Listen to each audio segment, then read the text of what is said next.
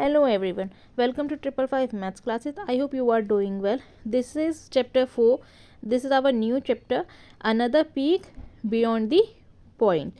So ये chapter जो है इसमें हमें प्रीवियस क्लासेस में भी हमने और पुरानी बुक में भी हमने इसको बहुत अच्छे से पढ़ा हुआ है. ठीक है, तो ये पार्ट 1 रहने वाला है और इसमें हम अपना पेज नंबर जो कंप्लीट करने वाले हैं वो पेज नंबर 73 रहने वाला है. 73 पर फिगर इट आउट के जितने भी क्वेश्चंस होंगे वो हम अपने इस वीडियो में कंप्लीट करने वाले हैं. सो क्वेश्चन नंबर 1 to 5 हम 73 पेज नंबर से करेंगे बिकॉज इसमें बहुत सारे क्वेश्चंस हैं, बाकी हम रिमेनिंग वीडियो में करेंगे. So now figure it out. Question number 1 is recall that a 10th is 0.1, a 100 is 0.01 and so on. Find the following product in 10th, 100 and so on. ठीक है, आपको देखो 6 into 4 10th. ठीक है, तो 6 4 जा 24, 10th ऑलरेडी गिवन है यहाँ पर 10th. ठीक है, सो नाउ ऐसे ही हमें सारे मल्टीप्लाई करके देखनी है. ठीक है, डेसिमल में होगा तो भी घबराना नहीं है. डेसिमल के नंबर को देख के बस डेसिमल को थोड़ी देर के लिए भूल जाना है, नॉर्मल डिवाइड करना है, फिर लास्ट में आंसर में हमें डेसिमल पुट कर देना. ठीक है, सो नाउ 7 into 0.3 है. सो यहाँ पर हम क्या करेंगे, आप घबरा जाओगे कि 0.3 को कैसे मल्टीप्लाई करें. हम 7 और 3 को मल्टीप्लाई करेंगे. ठीक है, तो 7 3 जो 21 है. अब डेसिमल जो है एक नंबर के बाद है, हम डेसिमल नहीं लाएं क्योंकि 2 डिजिट आ गई हैं, 10th लिख दिया. ऐसे ही हम नेक्स्ट देखते हैं 9 into 5 100th है. अगर 100th गिवन है तो 100th ही हम आंसर में लिखेंगे. 10th गिवन है तो 10th ही हम आंसर में लिखेंगे. 9 5s are 45. ठीक है, तो यहाँ कोई डेसिमल का नहीं है, डायरेक्ट आप आंसर लिख देंगे 45 और पीछे हम उसके लगा देंगे 100th. ठीक है, 100th हम यहाँ पर लिख देंगे. ओके, ये बहुत सिंपल सा क्वेश्चन है, ऐसा कुछ इसमें डिफ़िकल्ट नहीं है. आई होप आपको समझ में आया होगा बहुत अच्छे से. ठीक है, नाउ नेक्स्ट क्वेश्चन देखते हैं. Question number 2, find the product. यहाँ पर भी हमें मल्टीप्लाई करके दिखाना है. 27.34 इंटू 6 है.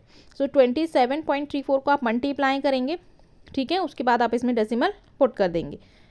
ठीक है, सो मैं यहाँ डायरेक्ट आंसर इनकी लिख रही हूँ, आप अपनी कॉपी में प्रॉपर मल्टीप्लिकेशन कर शो करेंगे. ठीक है, तो चलिए तो ए का आंसर हम लिख लेते हैं. यहाँ पर मल्टीप्लाई करेंगे 27, तो यहाँ पर आ जाएगा 164.04. 2 डिजिट के बाद है तो हमने 2 डिजिट के बाद 0 लगा दी. नेक्स्ट है 4.23 इंटू 3.7. जब इसको मल्टीप्लाई करेंगे हमारा आंसर आ जाएगा यहाँ पर.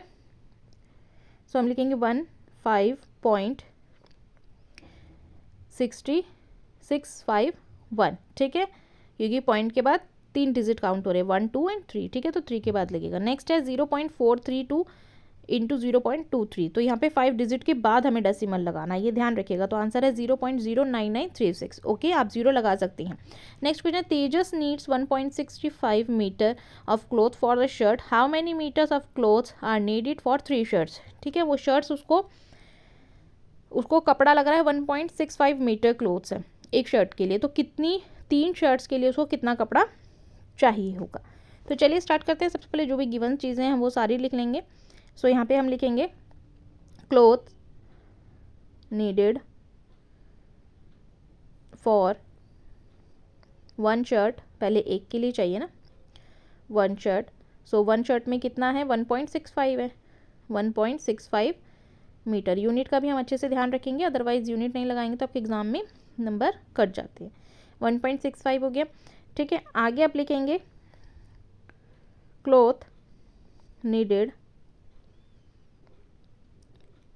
For 3 shirts. For 3 shirts. So 3 shirt हो गया. यहाँ पर अब हम इसे क्या करेंगे मल्टीप्लाई. पर मैंने 3 इंटू 1.65 लिख दिया. इसे जब मल्टीप्लाई करेंगे आप तो आपका आंसर आ जाएगा 4.9 मीटर. यूनिट मीटर में गिवन था. ठीक है, नेक्स्ट क्वेश्चन देखते हैं. Meenu about 4 notebooks and 3 eraser. The cost of each book ₹15.50 and each eraser was 2.75. How much did she spend in all. इन सब पे वो कितना खर्च कर रही है. ठीक है, 4 नोटबुक ली हैं, 3 इरेजर ली हैं और 5.50 इरेजर. ठीक है, और कॉस्ट भी नीचे गिवन है 2.75. सो कॉस्ट ऑफ 1 नोटबुक की कॉस्ट कितनी गिवन है. सो यहाँ पर हम लिखेंगे ₹15 15.50, ठीक है, 1 नोटबुक की कॉस्ट है। नेक्स्ट हम इसमें लिख लेंगे कॉस्ट ऑफ 4 नोटबुक। अब 4 नोटबुक की कॉस्ट, सो 4 को हम 15.50 से मल्टीप्लाई करेंगे। ओके, सो मल्टीप्लाई करने पे हमारा आंसर आ जाएगा ₹62, ठीक है। सो इस टाइप से आप इसका आंसर यहाँ पर लिख देंगे। नेक्स्ट हम लिखेंगे कॉस्ट ऑफ वन इरेज़र, हमें हर किसी का अलग अलग बोला है ना। कॉस्ट ऑफ 1 इरेज़र ₹2.75, ठीक है, 2. लिखेंगे हम इसमें 3 इरेज़र्स कॉस्ट। अब 2.75 को 3 से मल्टीप्लाई करेंगे। मल्टीप्लाई करने पे हमारा आंसर आएगा ₹8.25। सो हम लिख देंगे यहाँ मनी स्पेंट इन ऑल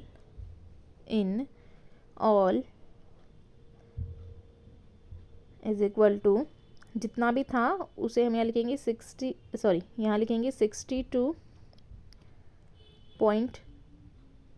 अब देखिए ऊपर वाला यूनिट जो है डेसिमल में है, तो डेसिमल में लाने के लिए पॉइंट के बाद 2 0 हम लगाएंगे, ठीक है। फिर नेक्स्ट लिखेंगे 8.25। तो अब इसे ऐड कर देंगे तो हमारे पास आंसर आ जाएगा 70.25 हमारे पास आंसर आ गया है। नेक्स्ट क्वेश्चन देखते हैं। The thickness of a rupees coin is 4.5 mm. What is the total height of cylinder formed by placing 36 rupees coin on over the other? Write the answer in the centimeter. तो सबसे पहले मैंने जो given part है वो लिख लिया। Thickness of 1 rupees coin 1.45 mm, thickness of 36 coins is equal to 36 into 1.45 को हम मल्टीप्लाई करेंगे। सो आंसर आ जाएगा हमारा ₹52.2 mm। आपको पता है कि 1 mm 1/10 सेंटीमीटर के इक्वल होता है। सो अब लिखेंगे 52.2 mm इज इक्वल टू में आप लिखेंगे यहाँ पर लिखेंगे 52.2 mm is equal to 52.2 centimetre upon में 10 इंटू 10। डेसिमल हटाने का हम 10 यहाँ पर लगा देते हैं, ठीक है। सो अब इसको देखिए, अब जब हम इसको करेंगे ना तो 10 को 10 से करेंगे तो 100 हो जाएगा, ठीक है। अब इसमें हम डेसिमल लगा सकते हैं तो 522 है ना, तो अब हम कितने नंबर के बाद डेसिमल लगा सकते हैं? हम 2 के बाद 5.22 सेंटीमीटर आंसर हो जाएगा। के लिए हम इतना ही क्वेश्चंस रखते हैं, 5 ही। बाकी हम नेक्स्ट वीडियो में अपने करेंगे, ज़्यादा हो जाएंगे फिर क्वेश्चन तो आपको समझ में नहीं आएंगे। अगर क्वेश्चन से रिलेटेड कुछ भी डाउट है, कुछ भी कह रहे हो तो आप कमेंट सेक्शन में पूछ सकते हैं। Now thank you so much for watching. मिलते हैं नेक्स्ट वीडियो में। Bye, take care.